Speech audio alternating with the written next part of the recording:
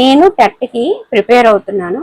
నేను ఎంత ప్రిపేర్ అవ్వగలిగితే అంతా కూడా కాన్ఫిడెంట్గా 100% ప్రిపేర్ అవుతాను.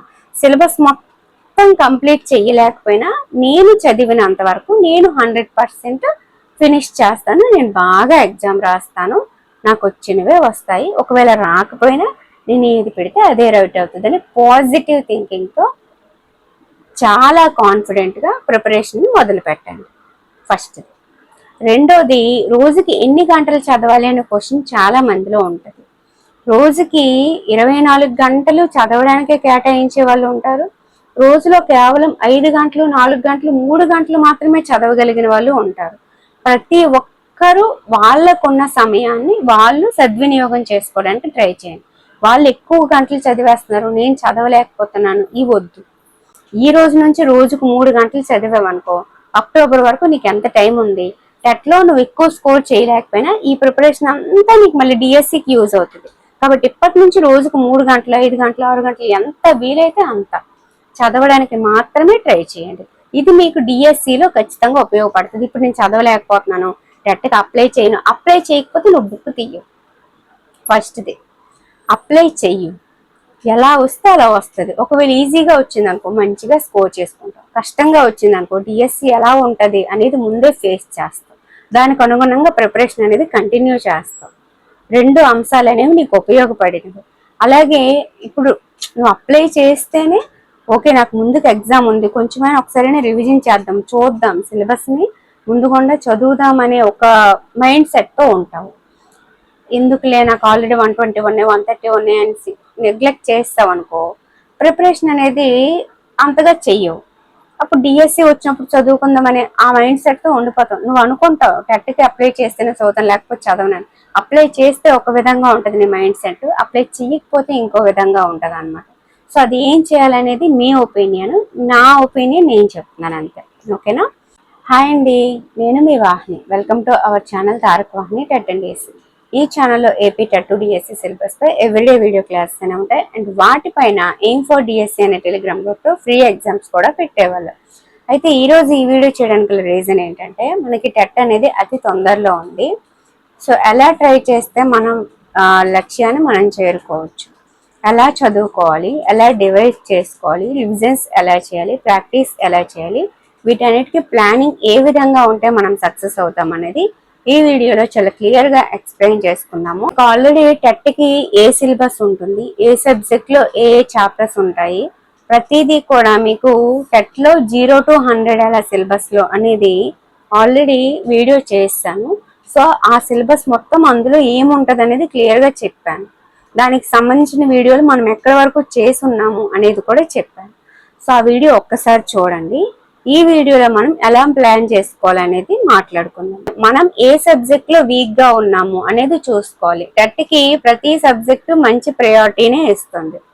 కాబట్టి మనం ఏ సబ్జెక్ట్లో వెనకబడి ఉన్నాము, ఇందులో మనకి ఇంతకు ముందు తక్కువ స్కోర్ వచ్చింది ఏ సబ్జెక్ట్లో అనేది ఫస్ట్ మనం ఆలోచించుకోవాలి. ఆ సబ్జెక్ట్ కోసము అంటే ఇప్పుడు ప్రతి సబ్జెక్ట్కి మనం ఒక 1 hour ఇచ్చుకున్నాం అనుకో, మనం ఏదైతే డిఫికల్టీగా ఫీల్ అవుతున్నామో, కష్టంగా ఫీల్ అవుతున్నామో ఆ సబ్జెక్ట్కి ఇంకొక 1 hour లేదా ½ an hour ఎక్స్ట్రా ఉంచాలన్నమాట. సో అప్పుడే మనం ఇంతకు ముందు దాంట్లో తక్కువ వచ్చినా ఈసారి ఎక్కువ తెచ్చుకోవడానికి అవకాశం ఉంటుంది. అది. ఇంకొకటి ఏంటంటే, మనకి ఏదైతే లాస్ట్ ఇయర్ డిసెంబర్లో జరిగిన టెట్ పేపర్స్ అయితే ఉన్నాయో, ప్రీవియస్ పేపర్స్, వాటిని మార్కెట్లో మీరు సంపాదించాలి. లేదా మనకి ఫోన్లో అయినా సరే పీడిఎఫ్స్ వస్తాయేమో, గూగుల్లో సెర్చ్ చేయండి. అలా మనము లాస్ట్ ఇయర్ పేపర్స్ అన్ని కూడా దగ్గర పెట్టుకోవాలి. ఫస్ట్ దగ్గర పెట్టుకొని మీరు ఏదైతే ప్రిపేర్ అవుతూ పేపర్స్ని ప్రాక్టీస్ చేయండి. ఎందుకు ప్రాక్టీస్ చేయమంటున్నానంటే, గత టెట్ ప్రశ్న పత్రాలు అనేవి చాలా హార్డ్గా ఉన్నాయి. విశ్లేషణాత్మకంగా ఎలా ఆలోచిస్తాం అనేది కూడా పరీక్షించే విధంగా ఉన్నాయి. కాబట్టి ఆ పేపర్స్ని ప్రాక్టీస్ చేస్తూ ఉంటే క్వశ్చన్స్ ఎలా వస్తాయి, ఏ టాపిక్ నుంచి ఏ విధంగా అడగడం జరుగుతుంది అనేది ఒక అవగాహన ఉంటుంది. అలా ఉంటే రేపటి రోజున జరిగే ఎగ్జామ్లో మనం తడబడకుండా ఉంటాం అన్నమాట.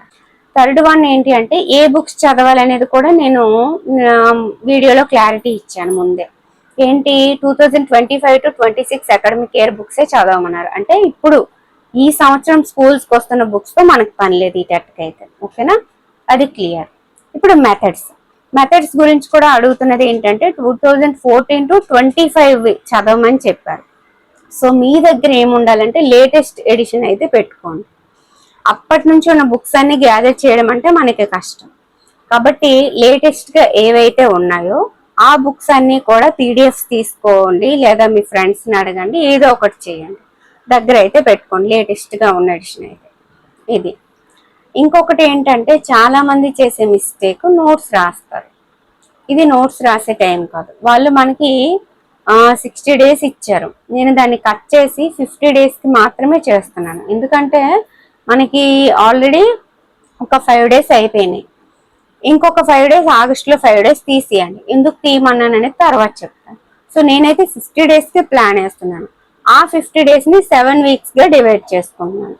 ఆ 7 weeksలో ఒక్కొక్క వీక్ ఎలా చదవాలి, ఏ సబ్జెక్టులు ఎలా అనేది ఇప్పుడు చెప్తాను అనమాట. క్లారిటీగా చెప్పేస్తాను. ఓకేనా, 60 days ఇచ్చారు, 50 days ఇచ్చారు, 30 days ఇచ్చారు కదా, నువ్వు ఎంత చదవగలిగితే అంత చదువు. మైండ్కి ఫస్ట్ ప్రెజర్ పెట్టద్దు. మనం ఎంత చదివినా అక్కడ ఎలా అటెంప్ట్ చేస్తామనే దాని మీద ఆధారపడి ఉంటుంది. ఎంత పాజిటివ్గా ఉంటాము, ఎంత పీస్ఫుల్గా ఎగ్జామ్ రాస్తాము, ఆ ఎగ్జామ్ రాసేటప్పుడు ఆ క్వశ్చన్ చదివేటప్పుడు ఏ విధంగా మన బ్రెయిన్ అనేది ఆలోచిస్తుంది, దానికి ఆన్సర్ చేయడానికి మన పూర్వజ్ఞానం ఎంత ఉపయోగపడుతుంది అనేది ఆధారపడి ఉంటుంది. నువ్వు 100% చదువుకొని వెళ్ళినా, 90% చదువుకొని వెళ్ళినా, 70% చదువుకొని వెళ్ళినా, ఎగ్జామ్ అటెంప్ట్ చేసే విధానంలోనే మనం 50% సక్సెస్ అవుతాం. కాబట్టి అస్సలు అధైర్యపడదు. మనం టెన్షన్ పడుతూ రాస్తే మనకు వచ్చింది కూడా తప్పు చేస్తాము. అక్కడ బిట్ ఒకటైతే మన మైండ్ ఇంకోలా చదువుతుంది. ఖచ్చితంగా ఇలా తప్పు బిట్లు పెట్టేసి వచ్చిన వాళ్ళు చాలా మంది ఉంటారు. కాబట్టి ఫస్ట్ ఆఫ్ ఆల్ మనం బాగా రాయగలమని పాజిటివ్ థింకింగ్తో వెళ్దాం. ఇంకొకటి ఏంటి, చిన్న చిన్న గోల్స్ పెట్టుకోండి. ఒకేసారి పెద్దవి పెట్టుకోండి, చిన్నవి పెట్టుకోండి. అంటే ఈరోజు ఈ టార్గెట్ పెట్టుకోండి చిన్నది, అది ఫినిష్ చేస్తారనుకోండి, మిమ్మల్ని మీరు అప్రిషియేట్ చేసుకోండి. నేను సాధించానని చెప్పి ఎవరో వచ్చి మిమ్మల్ని అప్రిషియేట్ చేయాలని అనుకోవద్దు. మీకు మీరే అప్రిషియేట్ చేసుకోండి. మీకు మీరే చిన్న చిన్న గిఫ్ట్స్ ఇచ్చుకోండి అనమాట. హోమ్ మేకర్స్ అయితే మీకు నచ్చిన ఫుడ్ ఐటెం ప్రిపేర్ చేసుకొని తినండి, మీ ఇంట్లో వాళ్ళకి పెట్టండి. ఇలాంటి చిన్న చిన్న గిఫ్ట్లు అనేవి మనకి మనం ఇచ్చుకుంటే అదొక సెల్ఫ్ మోటివేషన్ లాగా ఉంటుంది అనమాట. ఎవరో వచ్చి మనల్ని మోటివేట్ చేయాల్సిన అవసరం లేదు. ఓకేనా, ఒక్కటే గుర్తుపెట్టుకోండి, మనకి రాసి పెట్టుంటే ఎవ్వరూ తప్పించలేరు. మనకి రాసి పెట్టి లేకపోతే మనం ఎంత తన్నుకున్నా అది మనకి రాదు. కానీ మనం చేయాల్సింది ప్రయత్నం. ఆ ప్రయత్న లోపం లేకుండా మనం ఒక ట్రైల్ వేద్దాం, చదవగలిగినంత చదువుదాం, ఏదైతే అది అవుతుంది. కాబట్టి ఆ నెగిటివ్ థింకింగ్ అంతా సైడ్కి తోసేయండి, సబ్జెక్ట్ నాలెడ్జ్ పెంచుకోండి. ఓకేనా, ఇప్పుడు డౌట్స్ అన్నీ క్లారిఫై అయ్యాయి కదా. సిలబస్ ఆల్రెడీ నేను చెప్పాను, టెట్ 0 to 100 అనే వీడియోలో ఉంది, ఒకసారి చూడండి. ఇప్పుడు నేనేం చెప్పాను, 50 days అన్నాను. 50 daysని 7 weeksగా డివైడ్ చేయమన్నాను. ఫస్ట్ వీక్ ఏం చేస్తారంటే నెమ్మదిగా స్టార్ట్ చేయండి, కంగారు. 3, 4, 5 క్లాసెస్ ఆల్ సబ్జెక్ట్స్ పర్ఫెక్ట్గా చదివేసి రివిజన్ అయిపోయి ఉండాలి ఫస్ట్ వీక్లో కంటెంట్ పరంగా. నెక్స్ట్ సైకాలజీ పరంగా మీకు ఎన్ని టాపిక్స్ ఉంటాయనేది ఆల్రెడీ చెప్పాను. సైకాలజీ విషయానికి వస్తే మనకి 7 weeks అంటే 49 days. రోజుకు ఒక్క చిన్న టాపిక్ చాలు, కంప్లీట్ అయిపోతుంది సైకాలజీ. రోజుకు ఒక్క టాపిక్ చొప్పున. అంటే మనకి సైకాలజీ అనేది ముఖ్యంగా శిశు వికాసం అని చెప్పి, అభ్యసనం, పెడగాగి అని చెప్పి 3 partsగా డివైడ్ చేస్తారు. మళ్ళీ ఒక్కొక్క దాంట్లో చాలా అంశాలు ఉంటాయి. అలా ఒక్కొక్క దాంట్లో ఉన్న అంశాలని రోజుకు ఒక అంశం చొప్పున 49 daysలో రోజుకొకటి క్లియర్గా చదువుకోండి. దాని మీద చెప్పాను కదా ప్రీవియస్ బిట్లు కొనుక్కోమని చెప్పేసి పేపర్లు, అందులో ఈ టాపిక్ నుంచి ఏ విధంగా బిట్ అడిగాడు అనేది ఒకసారి చూసుకోండి, అర్థమైపోద్ది కదా. అది సైకాలజీకి సంబంధించి. నెక్స్ట్ ఫస్ట్ వీక్లో సైకాలజీ అనేది 49కి ఎలా చదవాలి ఏంటని చెప్పాను. ఇప్పుడు 3, 4, 5 అనేది ఫస్ట్ వీక్లో అయిపోతుంది కదా. నెక్స్ట్ మెథడ్ విషయానికి వస్తే మనకి ట్రై మెథడ్ అనేది కలిపి చదువుకుంటాం, కానీ ఫస్ట్ చాప్టర్లు అనేవి డిఫరెంట్గా ఉంటాయి. ఫస్ట్ 3 chapters ఏది చరిత్ర, స్వభావం, పరిధి అనేవి 3 మ్యాథ్స్ కి, సైన్స్ కి, సోషల్ కి డిఫరెంట్ గా ఉంటాయి. ఆ 3 చాప్టర్ని ఫస్ట్ వీక్ లో ఫినిష్ చేసేయండి. ఆ నెక్స్ట్ నుంచి మీరు కంబైన్డ్ గా కలిపి చదువుకోవచ్చు. ఇప్పుడు ఈ 3 తీసిస్తే మొత్తం ఇంకా ట్రైమెథడ్లో 3 కలిపి చదువుతాం కాబట్టి 9 చాప్టర్స్ ఉంటాయి కదా. ఫస్ట్ వీక్ లో కంప్లీట్ అయిపోతుంది. నెక్స్ట్ ఇంగ్లీష్ మెథడ్ ఒక చాప్టర్, తెలుగు మెథడ్ ఒక చాప్టర్ ఫస్ట్ వీక్ కి ఫినిష్ అయిపోయింది. ఇప్పుడు నెక్స్ట్ వీక్ లో ఏం చేస్తారు? యాజ్ యూజువల్ సైకాలజీ ఒక చిన్న టాపిక్ తీసుకుంటారు, రోజుకొకటి ఫినిష్ చేసుకుంటూ వెళ్తారు. ఎలా వచ్చింది అనేది చెక్ చేసుకుంటూ ఉంటారు ప్రీవియస్ బిట్స్ అనేవి. అలాగే 3, 4, 5 అయిపోయింది కదా ఫస్ట్ వీక్. సెకండ్ వీక్ లో 6th, 7th మ్యాక్సిమం కంప్లీట్ చేయడానికి ట్రై చేయండి. ఒకవేళ అంత టైం లేకపోతే 50% లేదా 70% ఇలా ఎంతో కొంత కంప్లీట్ చేయడానికి, కవర్ చేయడానికి ట్రై చేయండి సెకండ్ వీక్ లో. ఓకేనా?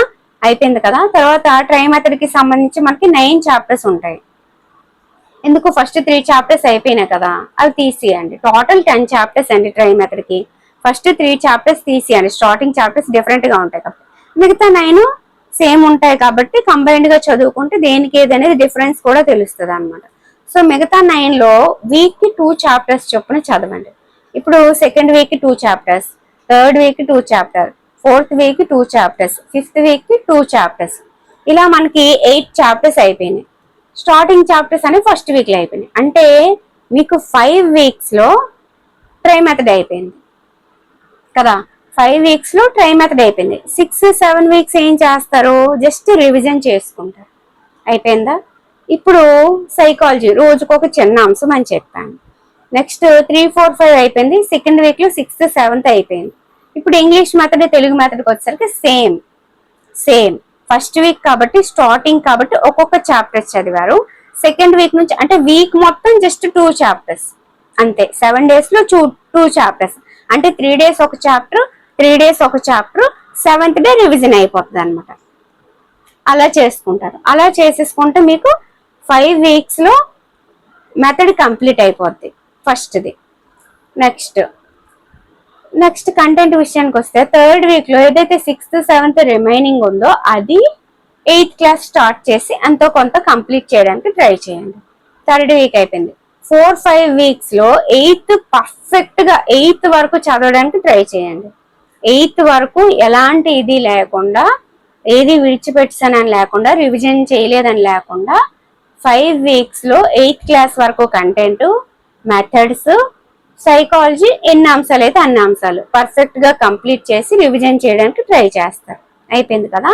ఇప్పుడు 6, 7 వీక్స్ లో ఏం చేస్తారంటే 6, 7 వీక్స్ లో రివిజన్ చేస్తారు, మెథడ్స్ రివిజన్ చేస్తారు, కంటెంట్ 8th వరకు రివిజన్ చేస్తారు. 9th, 10th మెల్లిగా దానికి లింక్ టాపిక్స్ అన్ని ఏవైతే ఉన్నాయో అవి చదవడానికి ట్రై చేయండి. మొత్తం అన్ని చదువుదాం, అది డిఎస్సికి చదువుదాం.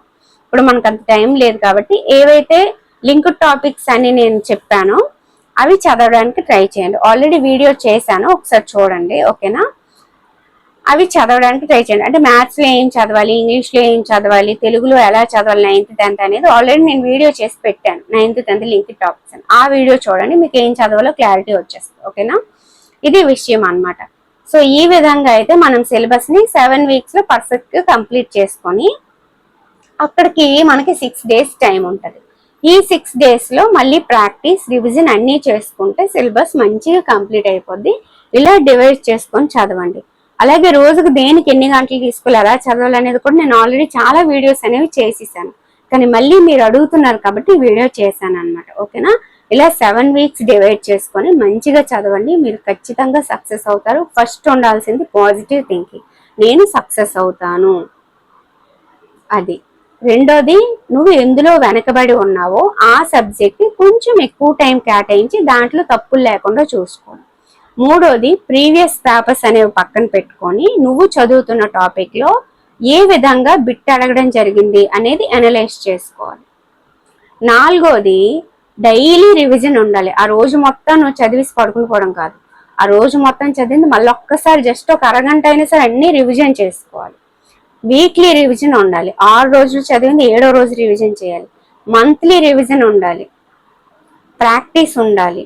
ఇవి ఉంటేనే మనం చదివింది మనకు మంచిగా గుర్తుంటది. ఎగ్జామ్ లో తప్పులు చేసే అవకాశాలు తక్కువ ఉంటాయి అన్నమాట. ఖచ్చితంగా ఎంత చదువుకొని వెళ్ళి ఏదో ఒకటి తప్పు పెట్టుకొని వస్తాం, అది సహజం. కానీ ఆ చేసే సంఖ్య అనేది తగ్గుతుంది అన్నమాట. అది ఓకే అండి, థ్యాంక్ యూ.